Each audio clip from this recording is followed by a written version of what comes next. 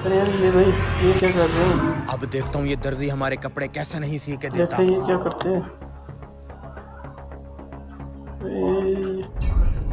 भाई इसमें तेरी क्या गिरा दिया कैसे जल्दी गिर में। गई है? चल चल। अरे ये क्या कर रहे हैं? ओ यार कपड़े उतार रहे हैं। शिट यार, ये सारी चाय मेरे कपड़ों के ऊपर गिर ओए, गई। तुम अफसोस सब कर अपना रहा है काम दर्जी। करो, मैं इसको साफ करके आता हूँ। अच्छा उस्ताद। मुझे लगता है कपड़े चेंज करने जा रहा है।